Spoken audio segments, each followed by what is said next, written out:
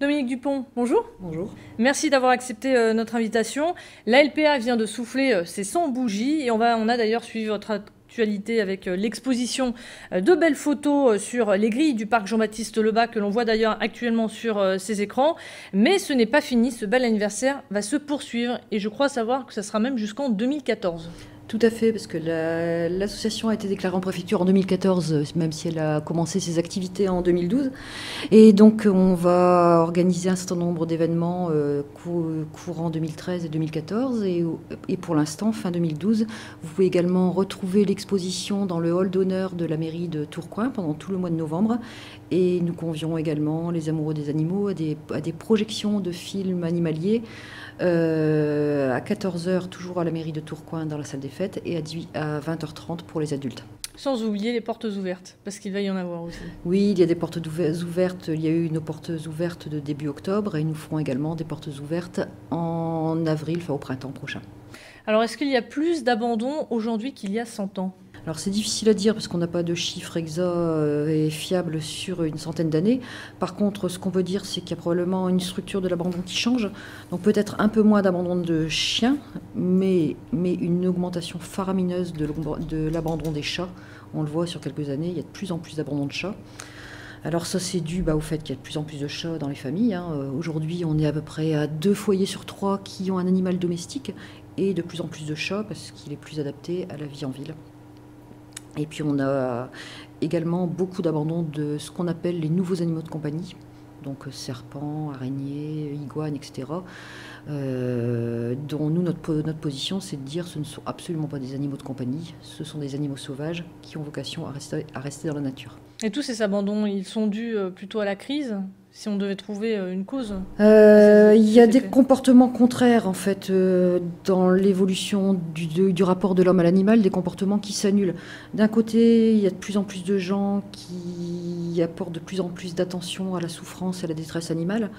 Des comportements tels que les abandons pour les vacances, la maltraitance sont de plus en plus mal vus et décriés. Et d'un autre côté, on a un phénomène de marchandisation de l'animal, phénomène de marchandisation qui va s'incarner dans les ventes d'animaux, dans les animaleries, dans les galeries marchandes, dans les sites internet, ce qui fait qu'on se retrouve avec des animaux qui sont achetés sur un coup de tête et avec des techniques de marketing qui sont les mêmes que pour un sac à main ou pour une paire de chaussures. Le souci, c'est que votre sac à main, si vous en laissez en 15 jours, ça n'aura d'impact négatif que sur vous. L'animal que vous avez acheté comme ça dans une animalerie ou sur un site, sur un coup de tête, et dont vous lassez un mois ou deux, malheureusement, très souvent, ça se finit par un abandon en refuge ou un abandon sur la voie publique. Ça veut dire que le message de la LPA, avant tout, c'est adopter et ne pas acheter, c'est bien ça? C'est adopter en refuge. Il y a plein d'animaux magnifiques qui ont été achetés très cher souvent et qui sont abandonnés quand ils ont 5 ou 6 mois. Donc il y a vraiment des animaux pour tous les goûts dans les refuges.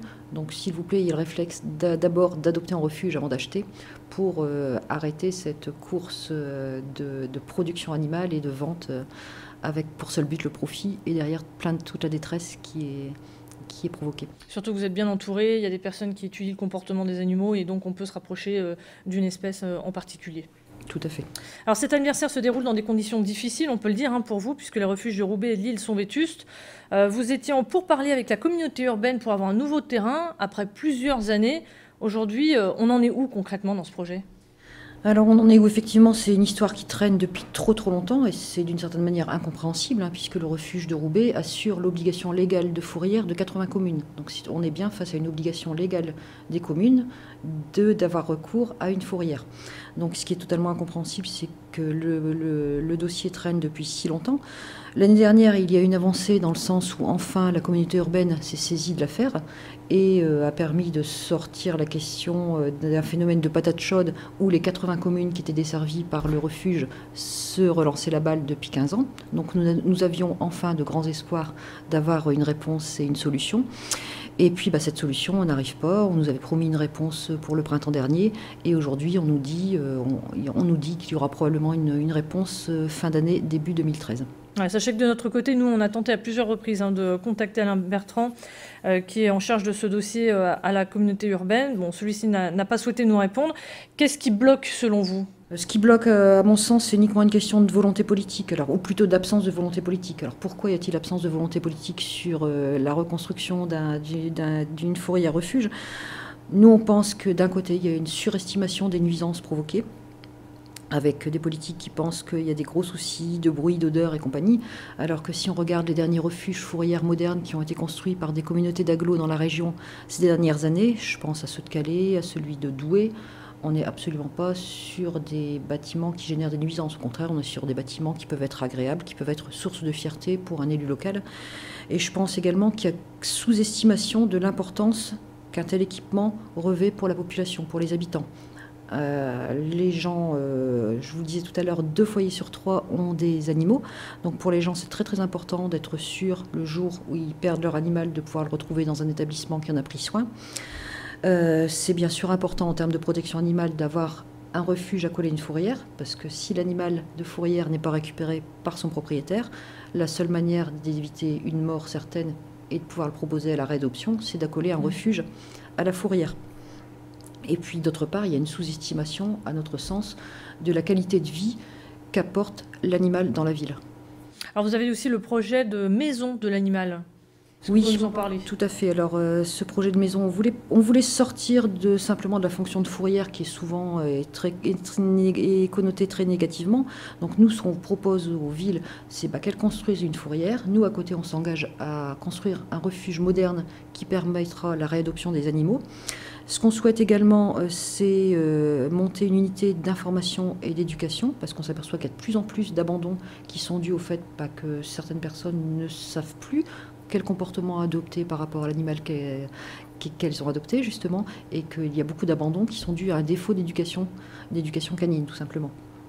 Et ce qu'on souhaite également, c'est monter une unité de soins pour la faune sauvage en détresse. On récupère de plus en plus d'oiseaux blessés ou de petits mammifères sauvages blessés que pour l'instant on est obligé d'exporter dans le Pas-de-Calais ou encore plus loin en France, ce qui est fort dommage. Et je crois aussi travailler conjointement avec les établissements hospitaliers.